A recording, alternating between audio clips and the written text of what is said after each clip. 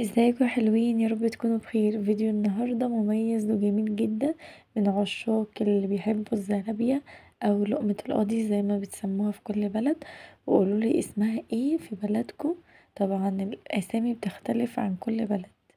وهتطلع معاكم قرمشة وطعمها تحفة بجد. واقولكوا ازاي تطلع مقرمشة. هنا كان عندي مكعب كده يعتبر معلقة من الخميرة. ممكن انتي تحطي كيس خميرة، يعني مش شرط خميرة فورية. بحط معلقتين سكر وكمان كوباية مية. المية بتكون دافية علشان طبعا احنا في الشتا، يعني كل سنة وانتم طيبين. خلاص الشتا على الأبواب يعني. وأسفة على صوتي لأني تعبانة وبسجلكوا وانا تعبانة والله. يعني شفتوا حتى وانا تعبانة مش مستخسرة فيكوا حاجة. هنا بقى بعد ما دوبنا الخميرة حطيت معلقتين نشا وكوباية دقيق وبقلبهم بالشكل ده كده.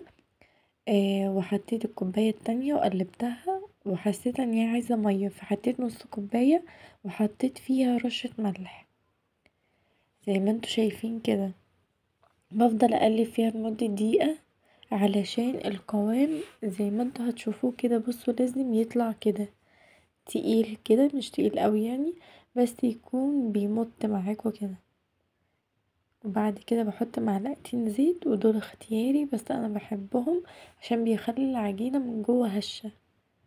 ورشة فانيليا وممكن برضو ما تحطهاش بس بتخلي لها ريحة وطعم حلو. ابتدى سوري، بتخلي لها ريحة حلوة. بصوا بتمط ازاي. بفضل اقلب فيها لمدة دقيقة لغاية ما تمط كده. لو انتي حباها تمط اكتر قلبي فيها لمدة دقيقتين تلاتة. يعني كل ما تقلبي فيها كل ما تبقى احلى. بسيبها بقى تخمر لمدة نص ساعة. وبعد كده بسخن الزيت. باخد المعلقة بتاعتي لازم احس لما احس ان هي بتلزق كده احطها في الزيت. لازم تبقى فيها زيت المعلقة علشان العجينة ما تلزقش فيها. وبفضل اقلب فيها كده طبعا. يعني زي الطعمية كده لازم يكون ايديكي فيها دايما علشان ما تتحرقش او تتلسع منك. يعني بصوا لونها خطير بجد بجد. هنا بقى السر لو انتي عايزاها مقرمشة بتسيبيها على جنب تبرد وبعد كده بتنزليها في الزيت تاني.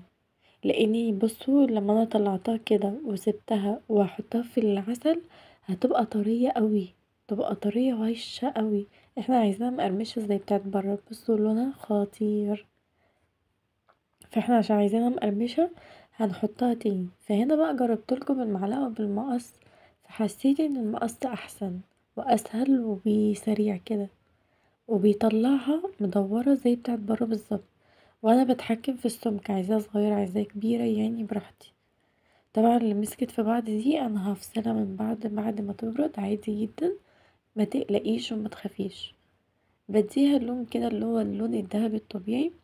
وبعد كده ارجعهم تاني بعد ما يبردوا. والزيت زي ما هو على درجة حرارة متوسطة. بقلبهم كده لغاية ما يدوا اللون زي بتاع بره كده اللي هو الذهبي الغامق. بعد كده بطلعها وبحطها في الشربات. مش بسيبها تبرد، لا بطلعها على طول على الشربات. هتقوليلي طب هتطرى وكده، لا والله ما هتطرى معاكي.